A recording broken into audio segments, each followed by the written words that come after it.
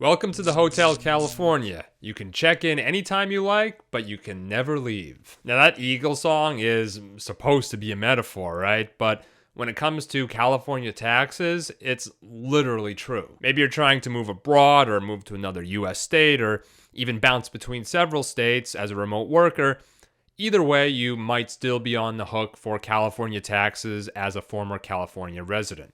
You probably already know that California's top personal income tax rate is the highest in the country, 13.3%, and clearly they don't want you to stop paying it. The state is notorious for giving ex-residents a really hard time when it comes to taxes, so if you're planning to move, there are certain steps you need to take. Leaving California isn't just about packing up your stuff and going, so in this video, we will walk you through everything you need to know to legally and completely terminate your California residency. But before we do that, make sure you hit that like button. It really helps us out in the algorithm so we can get this content to more people who really need to see it. Now let's dive in.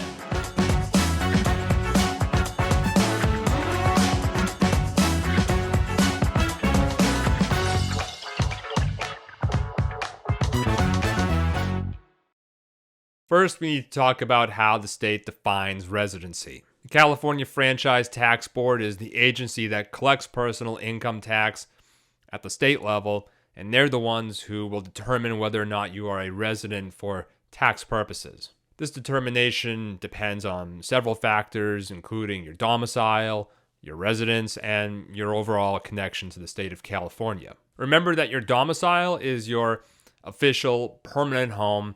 It's the place that you intend to return to after any temporary trip outside your state of residence. On the other hand, your residence is where you live on a day-to-day basis.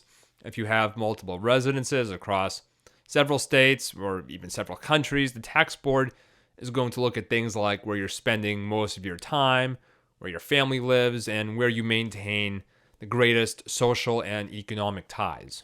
Generally speaking, if you spend more than 183 days in California during a tax year, then you're going to be considered a resident for tax purposes. Bottom line, your residency status determines whether you owe California taxes on your worldwide income. Our step-by-step guide walks you through everything you need to do in order to leave California residency and eliminate your income tax obligations.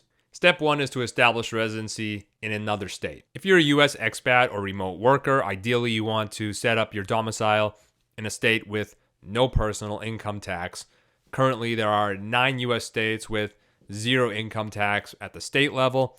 Generally, we recommend Florida because it is easy to establish a domicile and it is very expat friendly, although states like Nevada, South Dakota, Texas, those are popular options as well. Now, we've put out a lot of content on establishing residency in a tax-free US state, but if you're looking for someone to take care of the paperwork, coach you through the process, then you definitely want to check out Savvy Nomad's domicile service.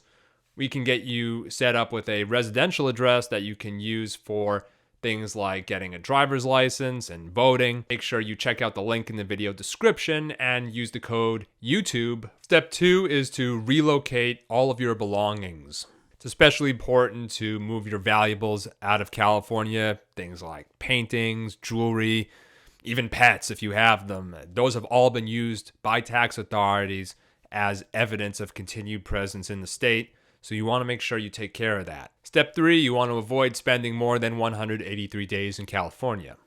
Again, you want to make sure that you're following that 183-day rule. You're limiting your time in California and you're actually physically residing in another state or another country. Step 4, transfer your state ID and vehicle registration. Once you qualify for a residency in another state, such as Florida, make sure you get your new state ID as soon as possible. And if you have vehicles, make sure you get those registered in your new state as well. Step 5, register to vote in your new state. Changing your voter registration is a crucial step that you must take in order to show that you're integrating into your new community. Step 6, update your financial accounts with your new address. Contact your bank, your credit cards, your retirement accounts, anyone who still has your old address on file. Make sure they're sending documents to your new address. Step 7, notify your employer so they're paying taxes to the right state. Step 8, notify the IRS. File Form 8822, which is the change of address form.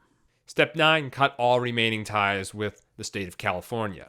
This includes things like selling or renting out your property, getting a new primary care doctor, or even a new vet for your dog, canceling magazine subscriptions, basically anything that could tie you back to your previous residence. Step 10, make sure you keep records, document all of the previous steps because you want to make sure you're ready for step 11, which is preparing for an audit. Now, hopefully you don't get audited, but if California does come after you for money, then you want to make sure you have all the documentation to defend yourself and prove that you are not a resident of the state.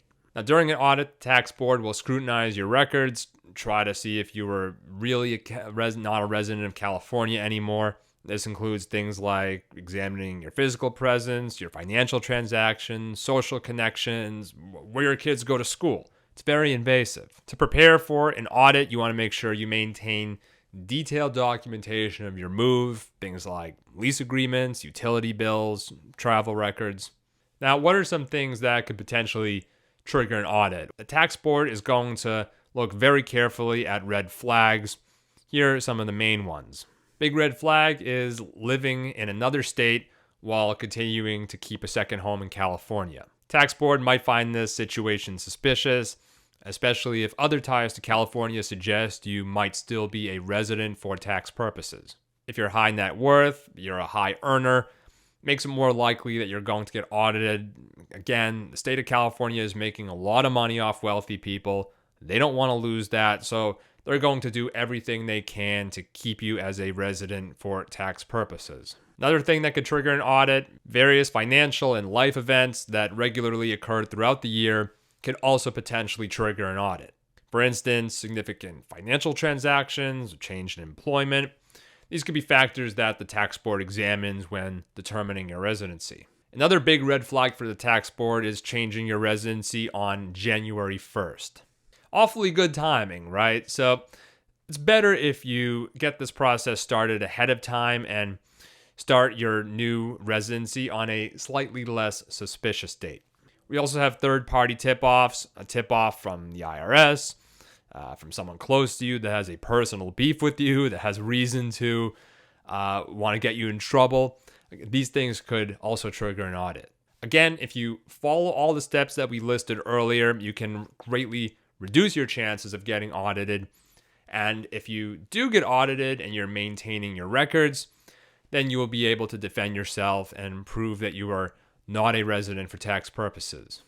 Now, clearly the process of moving residency involves a lot of pre-planning, a lot of paperwork, and if all of that sounds too overwhelming, we have a really great domicile service that will handle all of that hassle for you. If you enjoyed this video, you want more expat and nomad tax tips, financial strategies, subscribe to the channel. We're always putting out new content.